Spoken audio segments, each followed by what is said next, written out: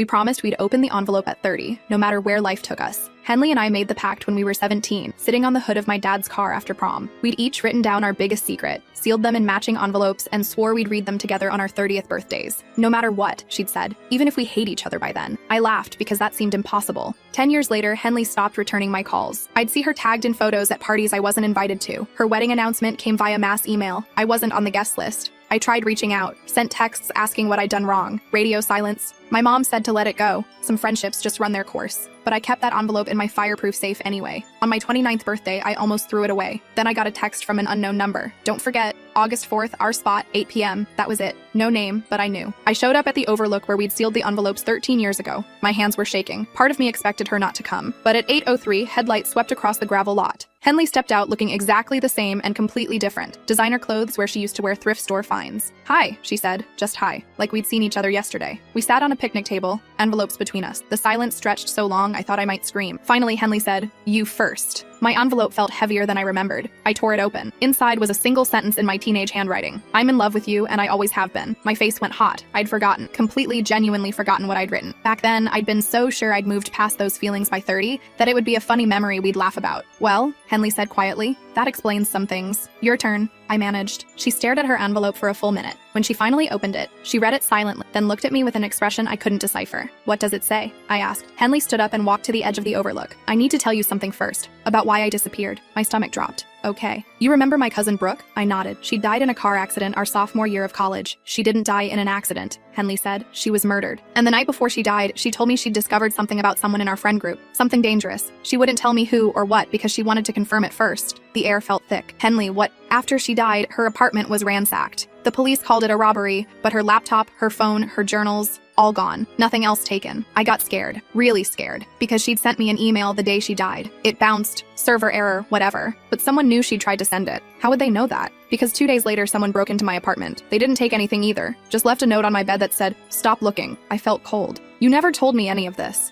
I couldn't. I didn't know who to trust. So I just disappeared from everyone, changed my phone number, moved across the state, met someone new, and built a completely different life. For 10 years, she turned back to me, eyes wet. I thought I was safe. Then last month I got another note. Same handwriting. It said, "August 4th, keep your promise or everyone finds out." Finds out what? Henley held up her envelope. Her hands were shaking so badly she could barely keep hold of it. "This is what someone's been trying to keep secret for 13 years. This is why Brooke died." She handed me the paper. I read the words 3 times before they made sense. "I know who killed your brother, and I have proof. My brother had drowned when I was 16. Accidental, they'd said. But I looked at Henley, and suddenly every strange moment, every coincidence, every detail I'd pushed aside came rushing back. "Who?" I whispered. Henley's phone buzzed. She looked at the screen and her face went white. She turned it toward me. A text from the unknown number. "Read it out loud or I will." That's when I heard footsteps behind us. Multiple people. And a voice I hadn't heard in years, someone I'd completely forgotten was even at that party 13 years ago, said, "Well, this is awkward." I turned around slowly. Trevor Millwood stood there with 2 other people I didn't recognize. But I remembered Trevor. He'd been part of our friend group in high school. The quiet one who always seemed to hover at the edges of conversations. He'd moved away for college and I'd genuinely forgotten he existed. "Trevor?" My voice cracked. He smiled, but it didn't reach his eyes. "Surprise? I bet you're wondering how I got both of your numbers after all this time." Henley stepped closer to me. "What do you want?" "I want you to understand something." Trevor pulled out his phone. "I've been very patient. 13 years is a long time to wait for 2 stupid teenage girls to potentially ruin everything. You killed my brother." The words came out flat, emotionless. Because saying them out loud made them real, and I wasn't ready for that. Not exactly. Trevor tapped his phone screen. "But I was there. See, your brother Ethan wasn't supposed to be at Miller's Lake that night. None of us were. It was supposed to be a small party. Just me, Brooke, and a few others." "Brooke was there?" Henley's voice shook. "Oh, she was definitely there. She's actually the one who invited your brother." He looked at me. "Did you know they were hooking up? Ethan and Brooke?" I felt like I'd been punched. No, nobody did. They kept it secret because Brooke was dating that college guy, remember? The one with the trust fund. Anyway, Ethan showed up drunk that night. Really drunk. Started bragging about how Brooke was going to leave the rich guy for him, how they were in love. Trevor's companions shifted uncomfortably. One of them, a woman in her 30s with red hair, cleared her throat. "Trevor, we should—" "Shut up, Diana." He didn't even look at her. "They deserve to know the whole story since they've been so persistent about keeping this little appointment." The Overlook suddenly felt very small, very isolated. There was only one road in and out, and Trevor's truck was blocking it. "Ethan got belligerent," Trevor continued. "Started shoving people. Someone shoved back. He fell, hit his head on a rock. We all panicked. But here's the thing, he wasn't dead. Not yet. He was bleeding, unconscious, but still breathing. My legs felt weak. Henley grabbed my arm to steady me. That's when Vaughn made the call. Trevor gestured to the man beside him, tall with graying temples. Vaughn's family owns half the county. His dad was running for state senate. A dead kid at an illegal party with drugs and alcohol? That would have destroyed everything. So you let him drown? I could barely get the words out. We carried him to the water, Trevor said matter-of-factly. Vaughn held him under for about 90 seconds. Made sure. Then we staged the scene to look like he'd been drinking alone, stumbled, fell in. The police bought it because Vaughn's dad had friends in the department. Case closed, tragic accident. Henley's grip on my arm tightened. But Brooke knew. Brooke participated. Trevor's voice turned sharp. She helped carry him. She watched. She was complicit. For 6 years, she lived with it. Then suddenly, she grew a conscience. Started talking about confessions, about not being able to sleep at night. She sent me an email saying she was going to the police. So you killed her too? Vaughn did. Made it look like a carjacking gone wrong.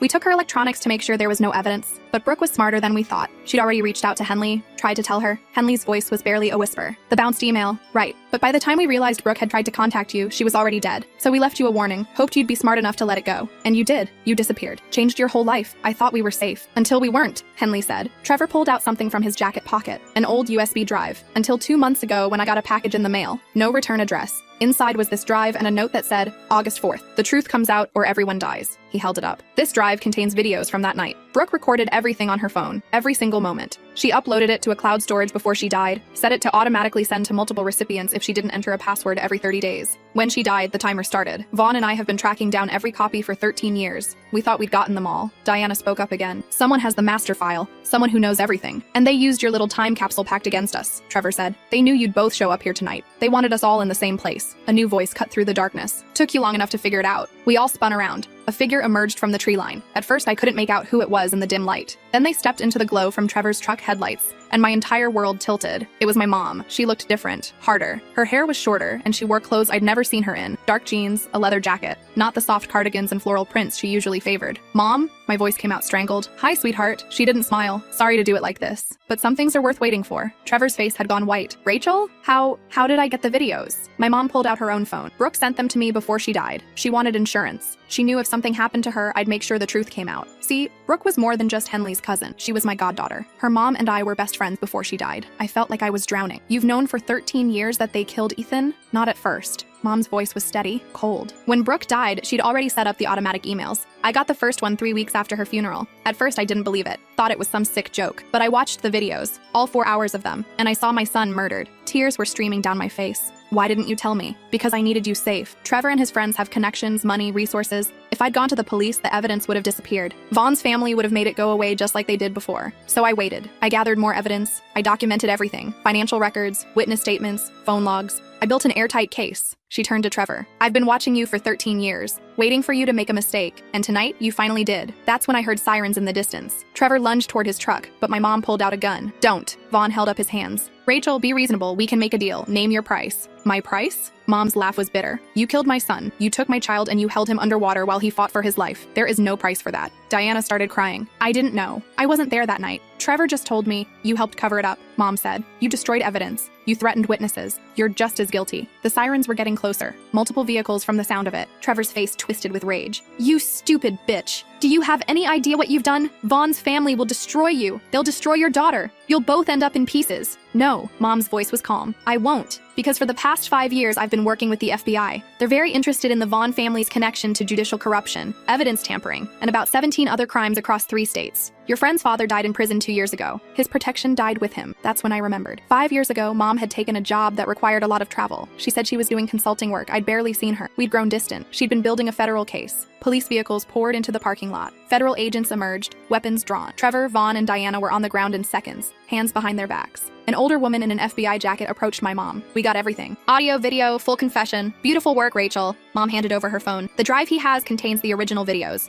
Everything's on there. As they led Trevor past us, he spat at my feet. This isn't over. We have lawyers. We have money. We'll be out in a year. The FBI agent smiled. Actually, with federal murder charges, conspiracy, witness intimidation, and about 40 other counts, you're never getting out. Enjoy the rest of your life in a cell. Henley and I stood frozen as the scene unfolded around us. Officers took statements. Crime scene text documented everything. My mom spoke quietly with the FBI agents, handing over files and drives. Finally, she walked back to us. She looked exhausted, older than I'd ever seen her. I'm sorry, she said to me, for the lies, for the distance, for everything. I couldn't speak, couldn't move. I know you're angry. You have every right to be, but I had to protect you. If you'd known what I was doing, you let me believe it was an accident. My voice shook. For 13 years, I thought Ethan died because he was drunk and stupid. I blamed him. I was angry at him for leaving us. I know. Mom's eyes were wet. I'm so sorry. Did Dad know? She shook her head. No one knew. Not even your father. I couldn't risk it. After he and I divorced, it actually made things easier. I could disappear for weeks at a time without raising suspicion. My parents had divorced 8 years ago. I thought it was because of the grief from losing Ethan. Turns out it was because Mom was secretly building a federal case against his murderers. Henley finally found her voice. What about me? Why drag me into this?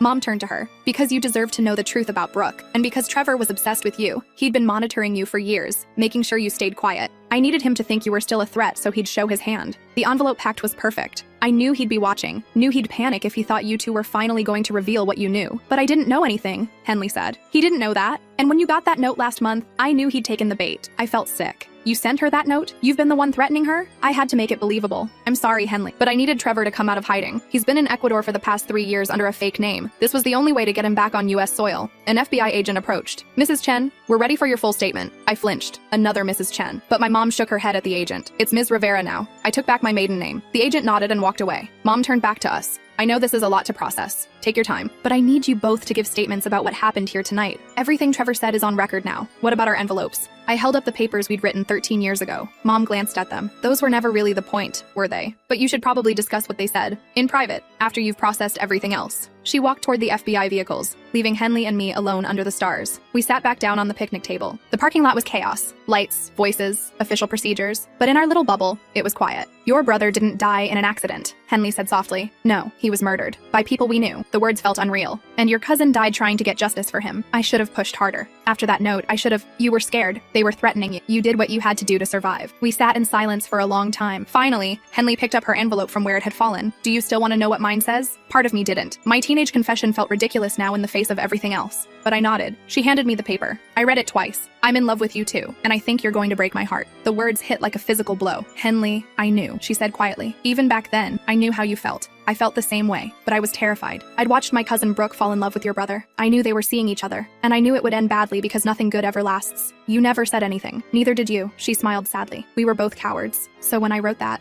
I loved you. I wrote that I loved you back, and that you were going to break my heart because everyone I loved left eventually. My dad, my mom's various boyfriends, Brooke. I couldn't handle losing you too. So you left first. I didn't have a choice. After Brooke died, after those threats, I ran. I had to. But I thought about you every day for 10 years. Wondered if things would have been different if I'd just been brave enough to tell you the truth. I looked at her. Really looked at her. She was still Henley. Still the girl I'd loved at 17 and had never really stopped loving. But we were different people now, shaped by trauma and loss and choices we couldn't take back. I got married, she said, 3 years ago, to a man named Colin who's kind and stable and exactly what I thought I needed. My heart sank. Oh, we separated 2 months ago, right around the time I got that note. She laughed without humor. Turns out you can't build a life with someone when you're hiding from your past. Who knew? I'm sorry. Don't be. It wasn't fair to him. I was never really there, emotionally. I was always looking over my shoulder, waiting for the other shoe to drop. An FBI agent approached. We need your statements now. If you'll follow me. We spent the next 3 hours being interviewed separately. I told them everything Trevor had said, every detail I could remember. They recorded it, took notes, asked questions. By the time they finished, the sun was starting to rise. Mom found me sitting on the hood of my car, watching the sky change colors. She sat down beside me without asking. You must hate me, she said. I didn't answer right away. Did I hate her? I was angry. Definitely. Hurt that she'd lied for so long. But I also understood why she'd done it. If she'd told me the truth 13 years ago, I would have done something stupid. I would have confronted Trevor or Vaughn or gone to the police with half a story and gotten myself killed. I don't hate you, I finally said, but I don't know if I can forgive you yet either. That's fair. She stared at her hands. I lost one child to them. I couldn't lose another. Even if it meant you hated me forever, at least you'd be alive to hate me. Did Ethan know? About Brooke recording? No. The video shows he was completely unconscious when Vaughn drowned him. He didn't suffer long. Her voice cracked. I've watched that video 1,000 times, looking for something, anything that might have saved him, but there was nothing. By the time Brooke started recording, it was already too late. Why did she record it? She was supposed to be documenting evidence of the drug deals happening at these parties, one of Vaughn's side businesses. She wanted proof to take to the police, but when Ethan fell, when they decided to kill him instead of calling for help, she kept filming. She knew she had to capture everything, and then they killed her for it. Mom nodded. She was brave. Stupid, but brave. She thought she could take them down alone, didn't realize how deep their connections went. We sat in silence as the sun climbed higher. Other people were starting to leave. Henley was talking to an agent near her car. She caught my eye and waved. She loves you, Mom said. She always has. Even I could see it back then. She's married. She's separated. And sometimes life gives you second chances. Don't waste yours being scared. That's rich, coming from someone who spent 13 years lying to everyone she loved. Mom smiled sadly. I know. Do as I say, not as I do. But seriously, honey, you get one life. Don't spend it wondering what if. She stood up, started to walk away, then turned back. For what it's worth, Ethan would have wanted you to be happy. He talked about you all the time, about how brave you were, how you never let fear stop you from living. He admired that. Don't let what happened to him make you afraid to live your life. She walked toward the FBI vehicles. I watched her go. This stranger who was my mother. This woman who'd sacrificed everything for revenge disguised as justice. Henley approached as Mom drove away. You okay? I don't think okay is the right word. You? Same. She sat beside me on the hood. They want us both back tomorrow for more questioning. And there'll be a trial. Probably several trials. This is going to consume the next few years of our lives. Great. Love that for us. She laughed, and for a second she was 17 again. Young and hopeful and not yet broken by the world. Hey,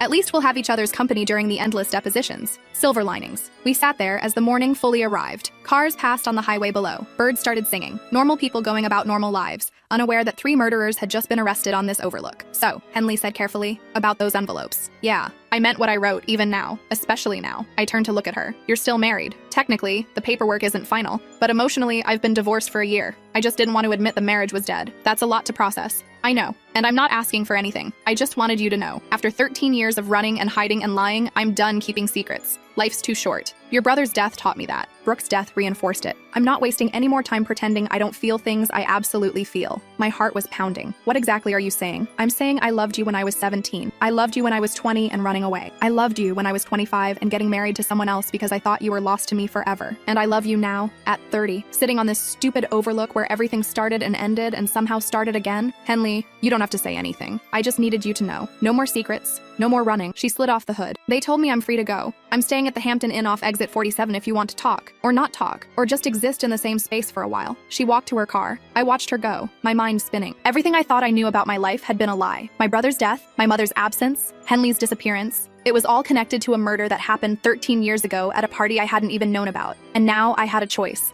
I could let the past consume me, spend the next decade angry and bitter and alone, or I could do what Mom said, live my life, take the second chance I'd been given. I slid off the hood and got in my car, started the engine, sat there for a full minute, hands on the wheel, staring at nothing. Then I drove to the Hampton Inn off exit 47. Henley opened her door on the first knock. Her eyes were red like she'd been crying. Hi. We stared at each other. 13 years of history hung between us. Pain and loss and love and missed chances. I don't know how to do this, I said. I don't know how to just pick up where we left off. Then we don't. We start new. Right here, right now. It's not that simple. Why not? She stepped closer. Why does it have to be complicated? We're 30 years old. We've been to hell and back. We've watched people we love die. We've lost years to fear and secrets. I'm tired of complicated. I just want simple. I want to wake up next to someone I love and not have to hide it. I want to hold hands in public and not worry about who's watching. I want simple and boring and easy. I want that too, I admitted. But I'm terrified. You left once. What if you leave again? I won't. You don't know that. You're right. I don't. None of us know what's going to happen tomorrow. Trevor could make bail. The trial could fall apart. You could get hit by a bus. Life is uncertain and scary and completely out of our control. She took my hand. But I know I don't want to waste another 13 years wondering what if. I know I want to try. With you. If you'll let me. I looked down at our joined hands. It felt right.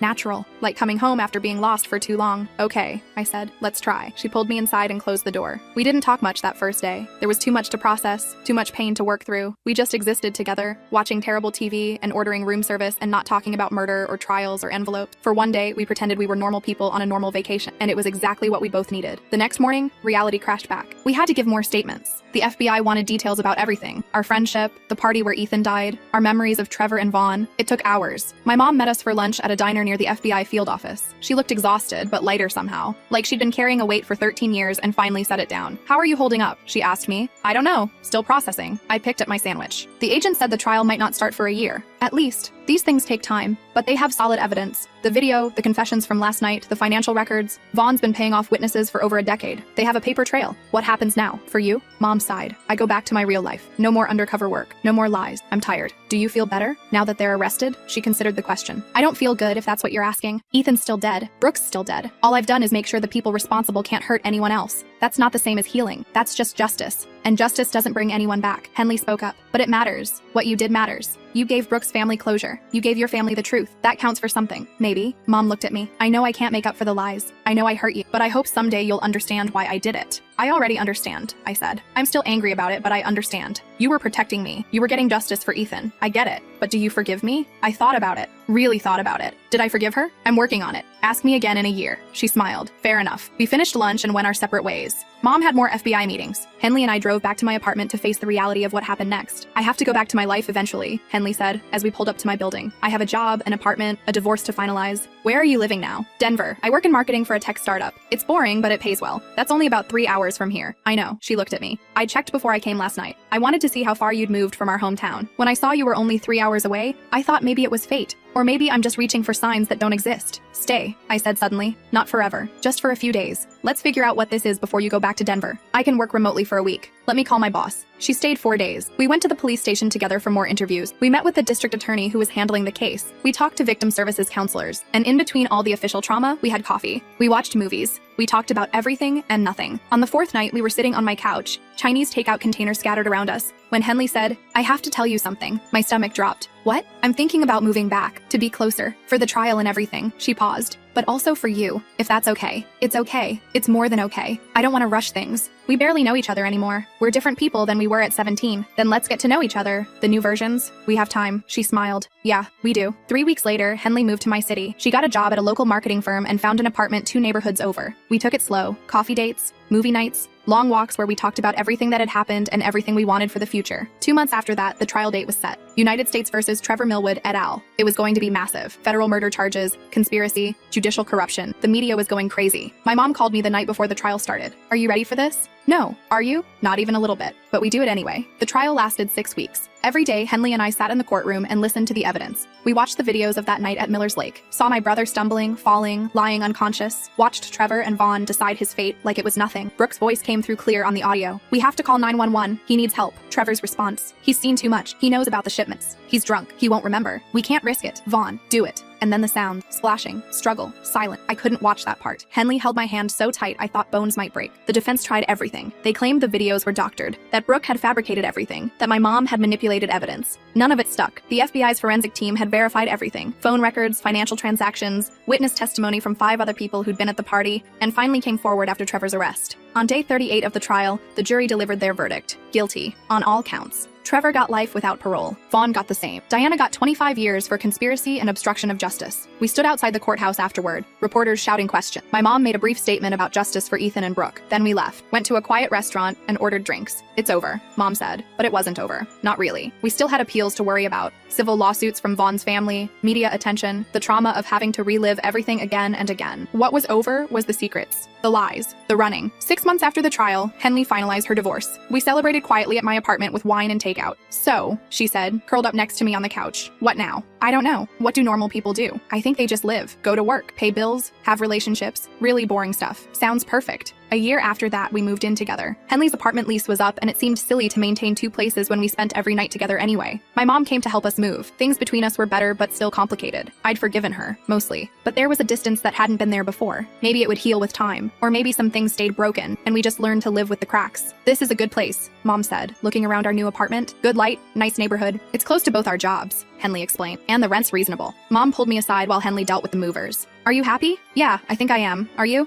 Getting there. Therapy helps. So does knowing Trevor and Vaughn will die in prison. She smiled sadly. I started dating someone, another FBI agent. He knows everything, the whole story. It's nice to not have to hide. That's good, Mom. Really. Ethan would have liked her, Mom said, nodding toward Henley. He always knew, about how you felt. He asked me once if I thought you'd ever tell her. I said probably not, that you were too afraid of rejection. He said that was stupid, that life's too short to be afraid. My throat tightened. He was right. He usually was. Annoying habit of his. We stood there for a moment, remembering. Then Henley called out that she needed help with a box. And the moment passed. Life went on. We went to work, paid bills, had movie nights and dinner parties. Sometimes we talked about what happened. Sometimes we didn't. The trauma was there, but it didn't define us anymore. 2 years after the trial, on a random Tuesday in October, Henley and I were making dinner when she said, I want to write new envelopes. I looked up from chopping vegetables. What? New envelopes. New secrets. We'll open them on our 40th birthdays this time. Why? Because the old ones were written by kids who didn't know anything about life. I want to write one now, as the person I am today, and see what the 40-year-old version of me thinks about it. That's kind of morbid. Or it's hopeful. Maybe in 10 years we'll read them and laugh about how worried we were about things that turned out fine. I thought about it. Okay. But we write them together this time. No secrets. Deal. We bought 2 new envelopes that weekend, sat at our kitchen table and wrote them in silence. This time, I knew exactly what to write. No hesitation, no fear. When we finished, we sealed them and wrote the date on the outside. August 4th, 2035, 10 years from now. What did you write? Henley asked. Doesn't matter. We'll find out in 10 years. She laughed. You're no fun. You love me anyway. Yeah, I really do. We put the envelopes in our fireproof safe, right next to the old ones. Reminders of who we'd been and who we'd become. That night, I had a dream about Ethan. We were at Miller's Lake, but it was summer and bright. He was 17 again, smiling and carefree. You did good, he said. You lived. You loved. You didn't let them win. I miss you, I told him. I know, but you're okay. You're more than okay. You're happy. That's all I ever wanted for you. He started to walk away, toward the water. But this time, he didn't fall, didn't drown. He just walked into the sunlight and disappeared. I woke up crying. Henley held me while I sobbed out 13 years of grief I'd never properly processed. When I finally stopped, she said, "Tell me about him, about Ethan, not about how he died, but about how he lived." So I did. I told her about the time he convinced me to skip school and drove us to the beach 3 hours away, about how he'd always taken the blame when I broke something so I wouldn't get in trouble, about his terrible singing voice and his even worse cooking, about the way he'd defended me against bullies and cheered at all my soccer games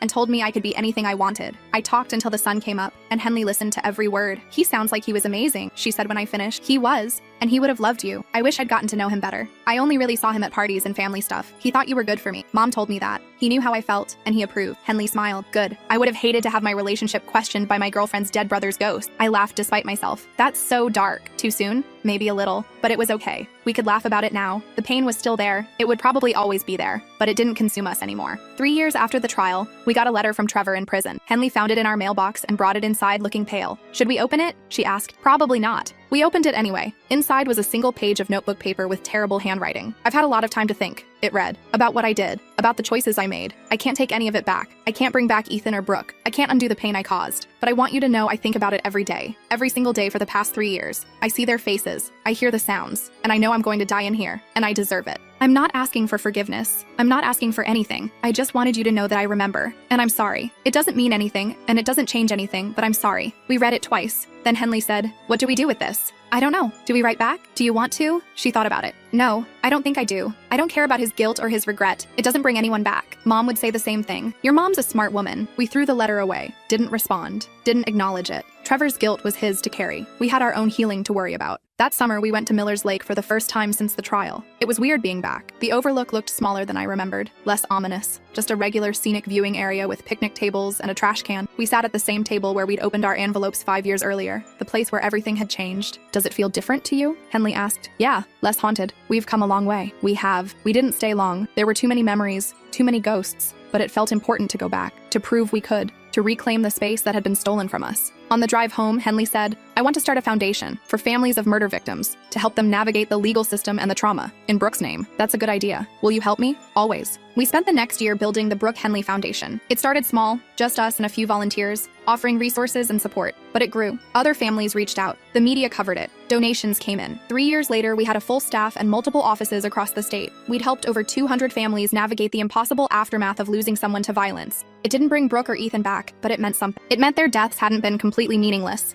My mom joined the board of directors. She channeled all her FBI skills into helping families gather evidence and build cases. She was good at it, better than good. She found a purpose beyond revenge. We were all healing, slowly, imperfectly, but healing nonetheless. On August 4th, 2035, exactly 10 years after we opened the first envelopes, Henley and I went back to the Overlook one last time. We were 40 now, older, grayer, hopefully wiser. We sat at our table with 2 new envelopes in our hands. "Ready?" Henley asked, "As I'll ever be." I opened mine first. Inside, in my handwriting from 10 years ago, was a simple sentence. "We made it. We survived. We're happy. Don't forget how hard you fought for this." Tears streamed down my face. I'd written it during the trial, during the darkest period, when I wasn't sure we'd make it through. But we had. We'd survived. We were happy. Henley opened hers next. She read it silently, then showed me. "Thank you for choosing to stay, for choosing us, for being brave when I was too afraid to be. I hope we're still together 10 years from now. I hope we're still happy. I hope we never forget how lucky we are to have found each other twice." We held each other and cried, for everything we'd lost, for everything we'd found, for the impossible journey that had brought us here. "Should we write new ones?" Henley asked eventually. "Yeah, for our 50th birthdays, just to see what happens." We bought new envelopes at a gas station on the drive home, sat at our kitchen table and wrote them carefully, thoughtfully. This time I knew exactly what to say. No hesitation, no fear, just hope for the future and gratitude for the present. We sealed them up and put them in the safe next to the others. 4 envelopes now, 4 different versions of us. 2 naive teenagers, 2 traumatized 30-year-olds, 2 hopefully wiser 40-year-olds. And in 10 years, 2 50-year-olds who would read all of it and understand the full arc of our story. That night, I called my mom. "How was it?" she asked. "Opening the envelopes? Hard, good, emotional, all of it. I'm proud of you, both of you. You took the worst thing that ever happened and you turned it into something meaningful. That takes courage. I learned from the best," she laughed. "I'm not sure lying to everyone for 13 years is the best role model. You did what you had to do. We all did. And we made it through. Yeah,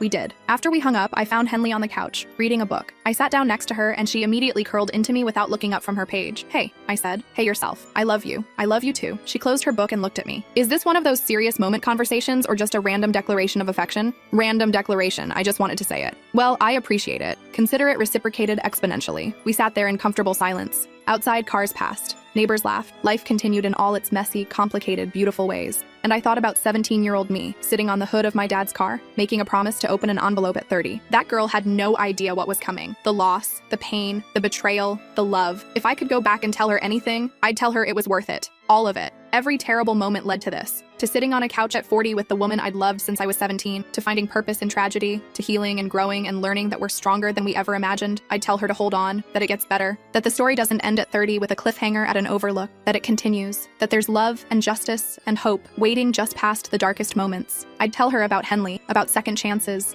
about envelopes that hold our past and future selves, reminding us of how far we've come. But mostly, I'd tell her what Ethan said in my dream: live, love, don't let them win. And we didn't. We won. Not because Trevor and Vaughn went to prison, not because we got justice, but because we chose to keep living anyway, to build something good from something terrible, to love despite the risk of loss, to open envelopes and face our past and write new futures. That's what winning looks like. Not revenge, not justice, just life. Messy, complicated, beautiful life. What are you thinking about? Henley asked, noticing my expression. Everything. Nothing. Just grateful. Me too. She went back to her book. I went back to watching her read, to existing in this moment, to appreciating the quiet after years of chaos. And I thought about the envelope I'd just written for my 50-year-old self, about what I'd said. It was simple. Just one line. You made it. Again. You're still here, still fighting, still loving. Keep going. The best is yet to come. I hoped it was true. I hoped in 10 years, when we opened those envelopes again, we'd be even happier, even more healed, even more grateful for the journey. But even if we weren't, even if life threw more chaos our way, I knew we'd face it together. Me and Henley, partners in surviving, partners in living, and that was enough. That was everything.